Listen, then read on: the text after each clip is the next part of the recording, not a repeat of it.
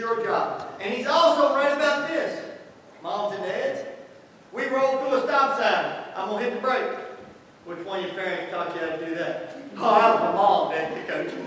They will throw you completely under the bus. Or the driver's ed car.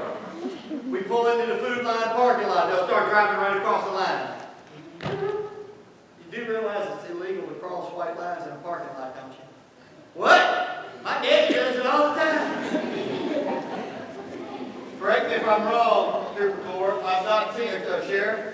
If you all see somebody driving across multiple lines in the parking lot, you probably won't write a ticket, but it's a good chance those blue lights might cut on and say, hey, you do realize that's illegal. They're going to watch you. They're going to copy what you do. Second thing I want to talk about, all right, but that's it. Like I said, when you call, we'll set you up, and we do it after school and before school. So this is not an advertisement.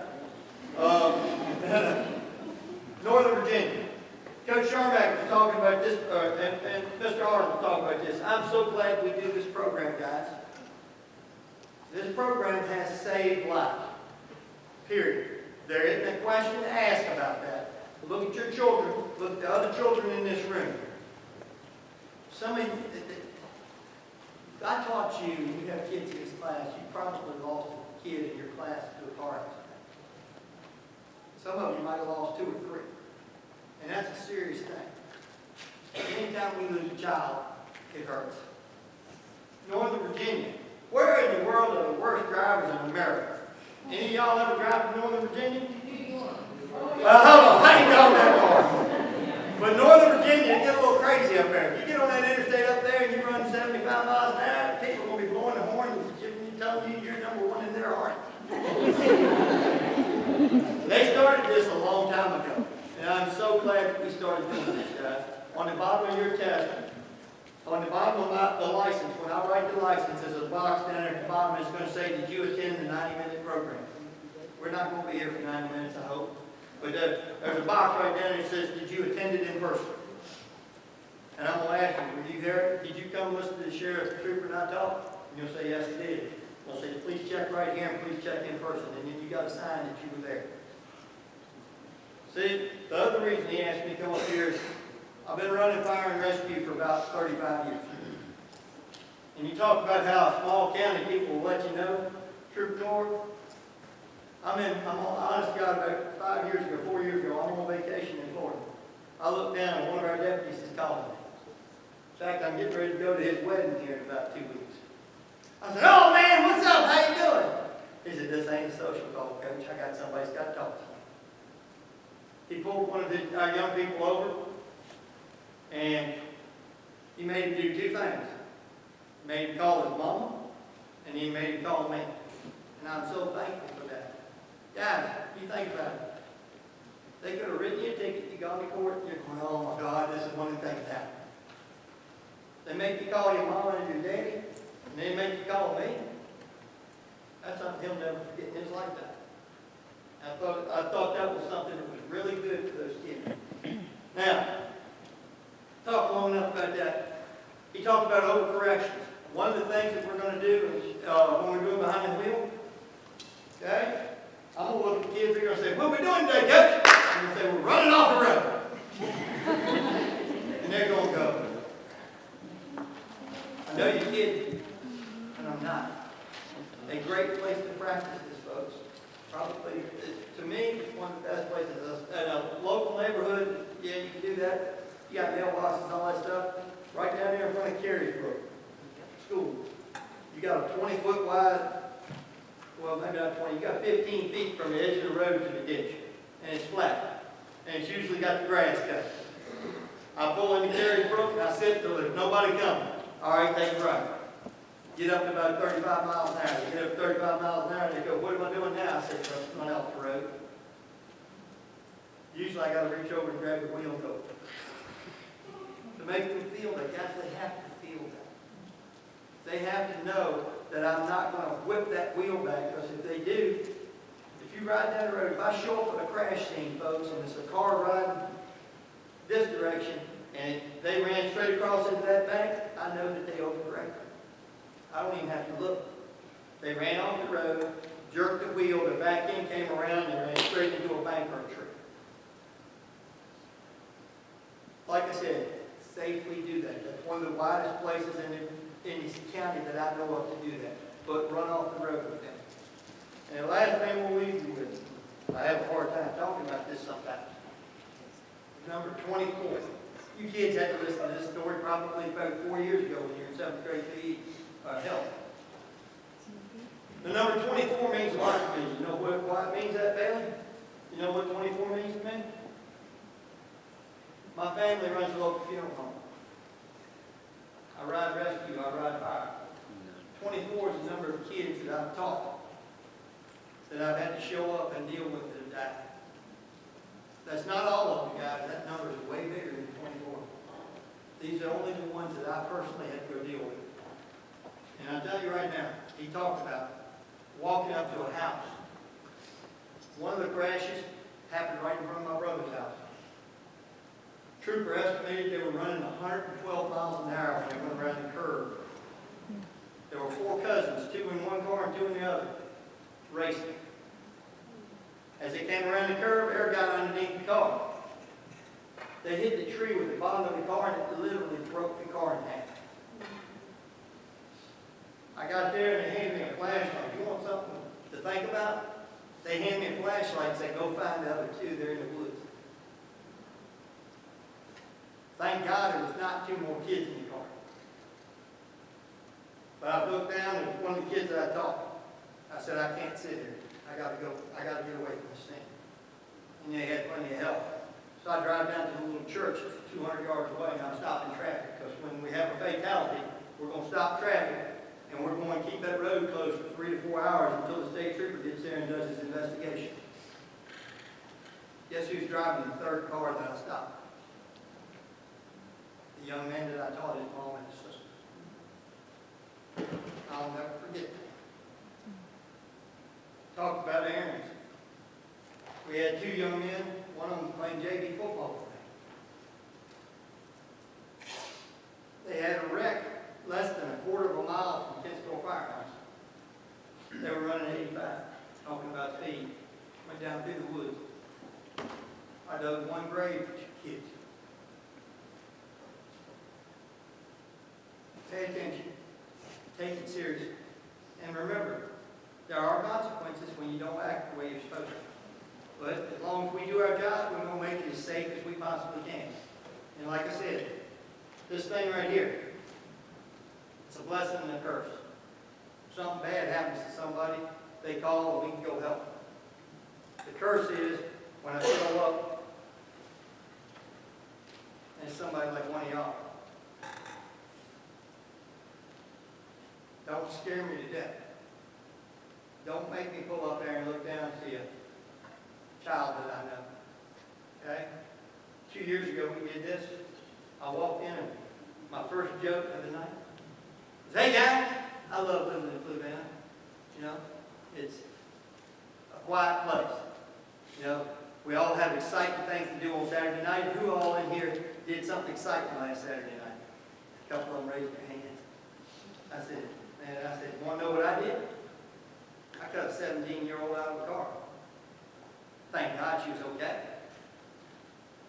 But another teenager had dropped his cell phone in the floorboard, and instead of waiting until he stopped to get his cell phone, he just leaned across. Oh, it won't take long, I'll grab it. When he came back up, he run that little girl completely down the road. They could have either had a head-on collision, or she could go through the ditch. Take it serious. If you ever have a question, I love to talk. Most of y'all know that. Just catch me at any time, ask. All right? But I hope that number, last time I gave a speech, that number 24 wasn't 12. And it stayed there. I hope that in the springtime, it's still at 24. Thank y'all very much.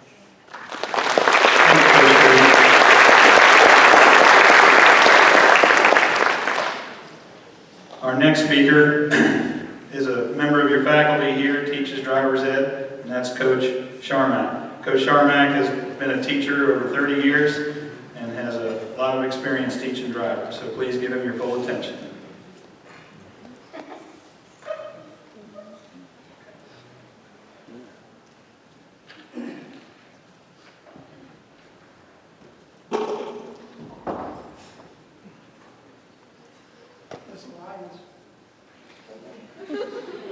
I will add one thing, if y'all have any questions about driving school, you can ask this line later on, but I'm gonna go eat supper.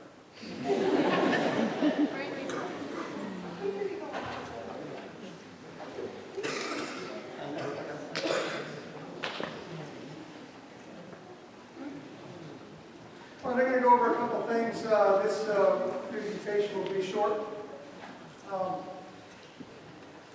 And some of it will be redundant. Parents, you know, what can you do? You know what you can do. You can get a lot with keys to the car. You want the house clean, the yard mowed, good grades. I mean, all kinds of things you can do as leverage. Use the leverage. I have 3 kids. They're now grown. I use the leverage, and sometimes it works well. How much practice is needed? Students are required to get 45 hours, 15 of which are to be at night, supervised driving while they have their permit. We have a book that we can give them, and inside the book, it's a 45-hour log. Inside the book, it has lessons that you can go do with your student. And when we talk about our classes, don't take them out for 4 hours. Take them out for a half hour and do something simple over and over and over so they get used to doing something simple. And the next time out, do the next lesson. And just keep it that way. Short, easy, and they learn from repetition. That's a really good way to do it. You can document the hours in the logbook. It has a place in the back. So a really good tool. They all have access to that in the classroom. There's a new setting that the vehicles use called BGE setting. Pretty much this is what it means. Take the 2 mirrors on the sides of the car, and the way it used to be is you look in the mirrors and see straight back. Now they want to turn down slightly so you can see more of the blind spot. That's called the BGE. It's fancy letters and all that. Just make sure that you set them a little bit out so they can kind of see. I always recommend also turn your head and look a couple of times before you put the blinker on and move over. Because there could be a car in that blind spot. We all know. We've been driving for a while. I'm glad I checked that second time because there was something there. Could be a motorcycle, a pickup, could be anything. How do you calculate distance? Sure. So when I was, come on over here, stand face that. So this is what I was taught in the 1970s when I got my, 1972, when I got my driver's license. When the cars are moving forward, I'm supposed to look at the car lengths for the mile an hour. So if I'm going 40, I need 4 car lengths back behind that car. Go ahead, like that. Well, I'm not sure how big that car is. Okay, stop right there. So this might be 4 car lengths, or it might be 3, or it might be 1. I don't know. You know, Volkswagen is different than a Lincoln. I mean, so it's hard to calculate. So here's what we do. Come on down. And we go over this in class. But this is something that if you do over and over again, you learn it quickly, and in a couple weeks, you do it just naturally. Go ahead and start walking by. So I'm going to use something. Stop right there. I'm going to use something on the side of the road. We're going to say these are bushes on the side of the road. And as the car in front of me goes past that bush on the side of the road, I'm going to count. I'll go ahead like 1,001, 1,002, 1,003, stop. If I'm 3 seconds behind the car in front of me, that's a good space cushion. That gives me time to stop if something happens in front of me.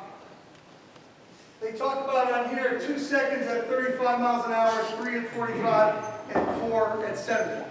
I tell my students it's never 2 seconds. In fact, I'm always saying big space cushion. Big space cushion. Give yourself time to react. Go slightly below the speed limit. Everything becomes safer when you do those things.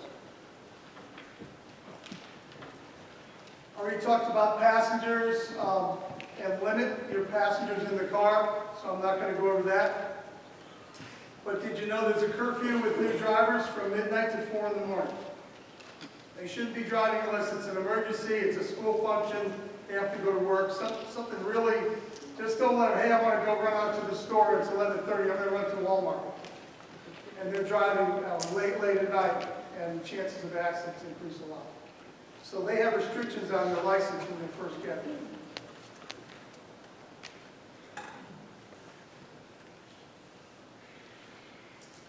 And then this is some stuff with distractions while driving. Here are some examples of not paying attention to what happens. I want to show you.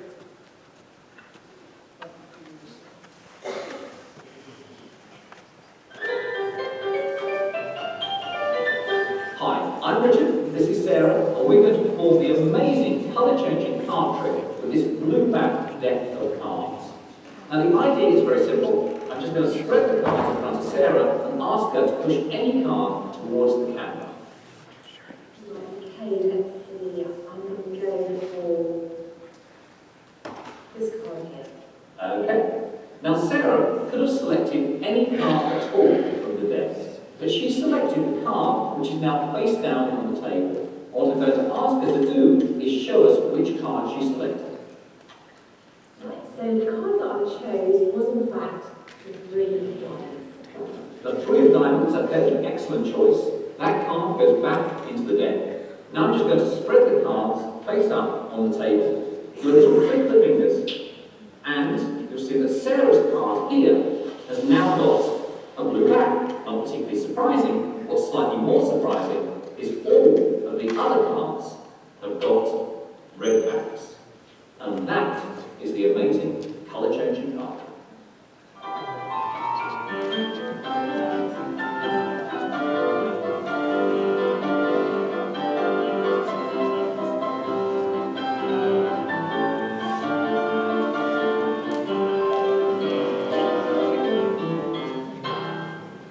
I'm Richard, this is Sarah, and we're going to perform the amazing colour-changing card trick with this blue-back deck of cards. Now the idea is very simple. I'm just going to spread the cards in front of Sarah and ask her to push any card towards the camera. Okay, let's see. I'm going to go for this card here. Okay. Now Sarah could have selected any card at all from the deck, but she selected the card which is now face down on the table. What I'm going to ask her to do is show us which card she selected. Right, so the card that I chose was in fact the three of diamonds. The three of diamonds, okay, excellent choice. That card goes back into the deck. Now I'm just going to spread the cards face up on the table. Do a little click of the fingers, and you'll see that Sarah's card here has now got a blue back. Not particularly surprising. What's slightly more surprising is all of the other cards have got red backs. And that is the amazing colour-changing card.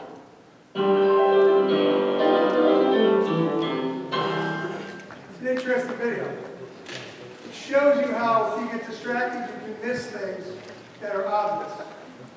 You don't want to be a distracted driver. You want to stay focused on the way you drive so you see the whole picture. Make sense? Yes. I have no idea how to get out of this. But I'll figure it out. How about that? Nope. How about that?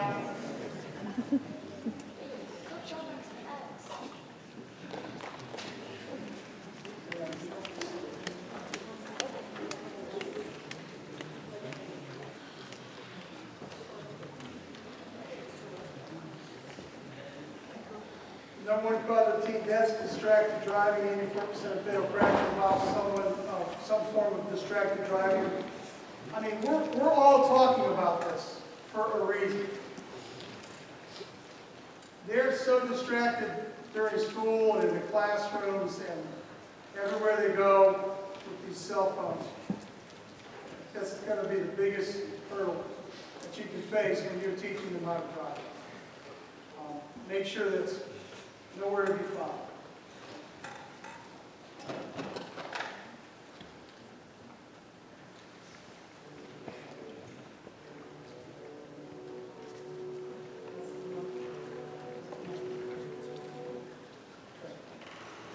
Thank you.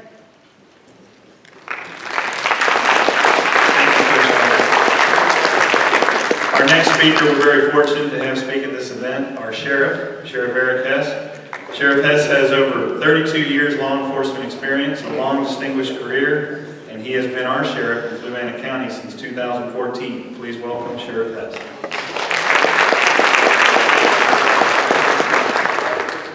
Thank you much, and thanks for inviting me back again this year. I've really enjoyed coming and talking to the new drivers as well as the parents. So, we learned a lot tonight. I hope the parents have learned a little bit too.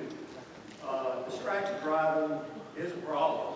I mean, how many of you have driven down the road and the person that's coming at you, all you see is the top of their head or their phone up above their steering wheel? It's kind of scary because it does take a second or two before you're in the other lane. And we see it all the time. It's hard to write tickets for that, but we do try to find as many tickets as we can. And I'm very honest about that because another thing called speed is a variable that causes a lot of accidents. And for some reason in Fluvanna County, our number of tickets we've written have gone up considerably, but people haven't slowed down. The number of our fatalities have slowed down some. But people are in a hurry. They pass on double yellow line. They do all kinds of things. And we don't get any bonus points. We don't get any money. The county gets money from tickets, but most of it goes back to education. So I don't even write an evaluation for a deputy by looking at how many tickets they've written. I can honestly tell you that. So for the new driver, so yes, this is a rite of passage, moving on into adulthood for you. Your parents have been there, I've been there. We've all gone through a lot of hurdles to be able to get behind that wheel and drive. Had to do a lot of education. But you're just beginning. You're a rookie. You're just like the deputy that comes out of the academy. It's going to take you 3 years before you become a proficient driver. It's something that you have to learn over and over again. Saw a young man over here in a karate suit. You know, why do, when you learn a sport or whatever, you repeatedly do the same things over and over again? And it's for muscle memory. Driving is no different. It takes a long time to get that muscle memory to where when you're driving, it becomes natural. You don't even have to think about it. We do it all the time in training. We do the same training over again because it becomes an instinct and you do it naturally. Driving, once again, is a privilege. Your parents can take it away from you. When you come to court to get your license, you're going to listen to the judge tell you a few things also. And when your name is called to come up, you will be accompanied by your parent. The driver's license, one of my deputies or sometimes myself, I will hand that to your parent, or they will. And if they choose so, they'll give it to you. And remember, they can take it back just that quick.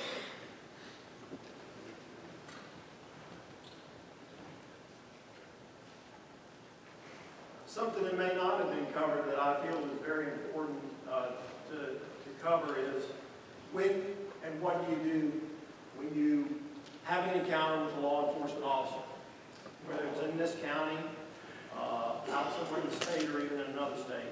I'll give you a few pointers. If at all possible, when you are engaged by a law enforcement officer with blue or blue and red lights, whatever the combination might be, find a safe place below. Everybody knows here in Fluvanna, a lot of these roads, there are no safe places. So what do? You slow down and you wait for a safe spot to go. But you don't speed up to try to get to that place. You slow down. Your first encounter with the officer as they come up to the car, don't be alarmed. The officer will come up two different ways. They'll come up on the driver's side, or if it's a crazy busy road, they may come up on the passenger side because they really don't want to get hit by a car. So don't be alarmed by that. Every officer is different. I'm not going to sit here and tell you that every deputy, every officer, every state trooper is going to say and do the same things. But I can tell you this, that if the way you act, and if you act appropriately to that law enforcement officer, you will always be treated appropriately. I can remember, and Anthony, I mean, how many stories have you heard when you pull somebody over and they already start talking about why they were doing this or why they were doing that? And we've got hundreds of stories, and some of them are funny, and some are not really funny. But just watch what you say to officers. And there's a couple of reasons for that. I can give you an example of one I remember when I was a very young man. The gentleman stopped me, and the first thing out of his mouth was, "You know I pay your salary." And I asked him, I said, "Do you know what I make?" He goes, "No." I said, "Well, if you did, you wouldn't be bragging." Keep your hands inside the vehicle. Keep your hands where they can be seen. If it's at night, turn on your dome light, because you're going to see the officer shining their light. And they know if you turn your dome light on, you're automatically lighting the inside of your vehicle so they can see everything that's going on in the vehicle. Very important. Wait on the officer's instructions. A lot of times they'll start out with license and registration, please. And they may open up with, you know why I stopped you. There's a variety of things. Go with their lead and follow their instructions. It's the only thing you need to do. I can tell you one thing's for sure. In the county of Fluco County, you will always be treated with respect. And I can say that because I every day go on my computer at home or at work, and I watch the officers during their traffic stops. Everything is recorded. They have a body cam and they have a car camera. And it shows everything. You hear everything. And let me tell you, in the 2 years we've had them, I have yet to have to get on to an officer for not addressing someone appropriately, whether it was a young man, a young woman. And what I tell my officers is when you pull somebody over and they're an elderly lady, treat that lady like you want your grandmother treated, like you want your mom treated, your brother, your sister. If you do that, we're never going to have any problems. So in our county here, your sheriff's office has technology that helps everyone be accountable for what they say and do. And I can tell you I'm very proud of my deputies for the way that they do engage people. Because I watch it almost every day. I look at a traffic stop. And I can't tell you the last time somebody called in and said, "This officer disrespected me." I can't speak for the rest of the country, but I can tell you where you live here in Fluco County, we work for you. And we hold ourselves accountable to treat you like you should be treated.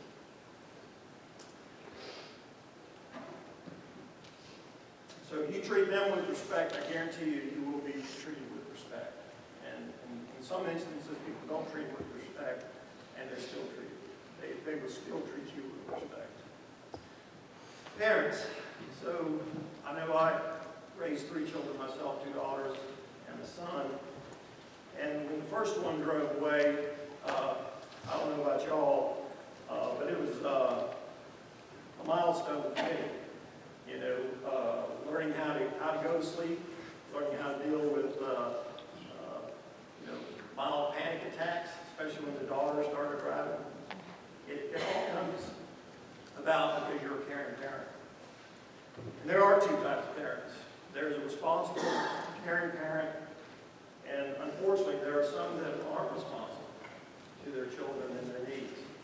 And I've done a little research on that, and parents who are responsible and involved, not necessarily a helicopter parent, but a parent that actually gets involved in their school and in their driving habits, those children that are driving stand about 50% less to get into accidents, twice more likely to wear their seatbelts.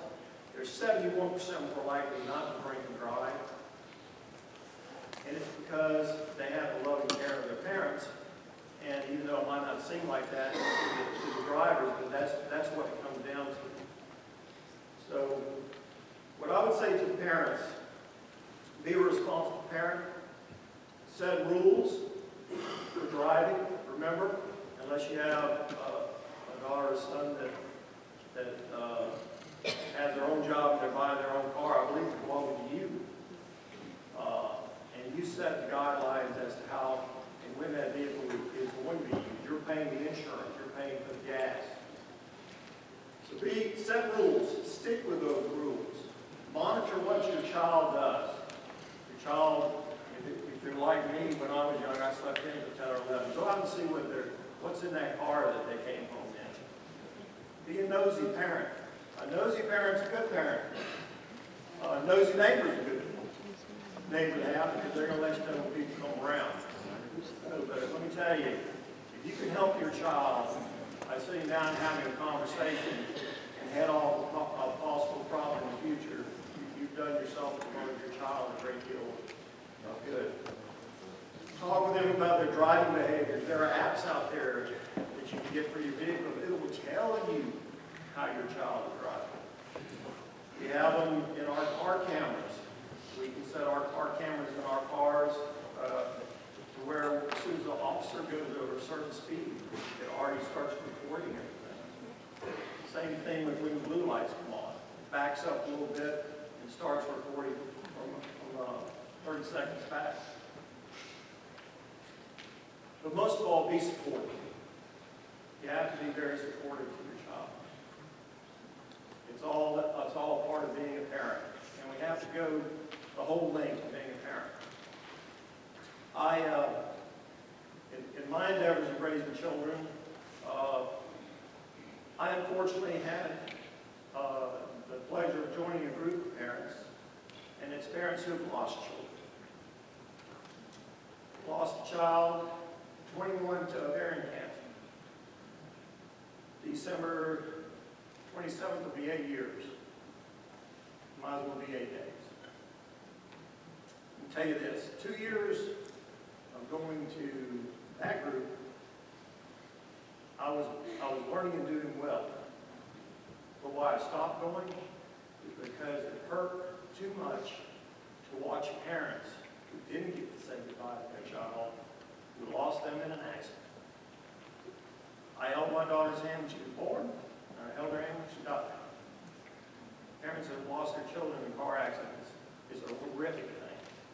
And to listen to those parents go through that is terrible.